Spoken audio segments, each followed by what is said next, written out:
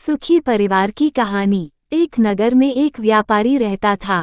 उसके 7 लड़के थे और सभी की शादी हो चुकी थी। व्यापारी कपड़े का व्यापार करता था और उसके लड़के भी उसके साथ दुकान पर बैठते थे। एक दिन रात में व्यापारी सो रहा था तो उसे सपना आया। सपने में उसे एक आदमी दिखा।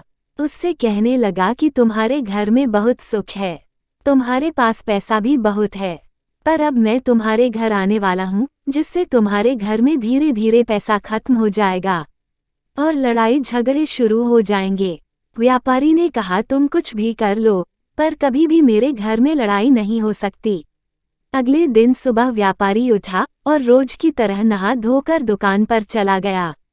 उसके लड़के भी उसके साथ चले गए। उस दिन उसकी पत्नी और बहुओं ने खाना बनाया। खाने में उन्होंने दाल बनाई।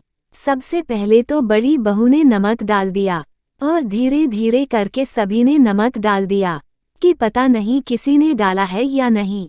इस तरह दाल में आधे से ज़्यादा नमक हो गया।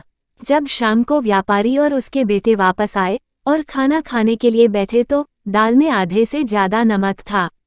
पर सबसे पहले व्यापारी खाना खाकर उठ गया और उसके बेटों ने पूछा कि पिताजी ने खाना खा लिए तो उनकी माँ ने कहा हाँ। बेटा ने सोचा जब पिताजी कुछ नहीं कहा और आधा नमक खा लिया तो हम क्यों कहें। धीरे धीरे सभी आधी नमक वाली दाल खाकर उठ गए। जब घर की औरतें बैठी और खाना खाने लगी तो सोची सब लोग बिना कुछ कहे ही खा लिए तो हम क्यों नहीं खा सकते। इस तरह व्यापारी और उसके परिवार में बिना लड़ाई झगड़े किए आधा नमक खा लिया और किसी ने कुछ नहीं कहा। अगर हम अपने गुस्से पर काबू रखें और लड़ाई ना करें तो हम सबके घर से सुख कहीं भी नहीं जाएगा और दुख लड़ाई झगड़ा कभी नहीं आएगा। उम्मीद करते हैं कि आपको ये कहानी पसंद आई होगी।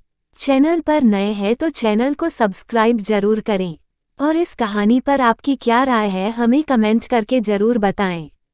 अगर आपको ये कहानी पसंद आई हो तो लाइक और शेयर करना बिल्कुल भी नहीं भूलें। कहानी सुनने के लिए आपको बहुत बहुत धन्यवाद।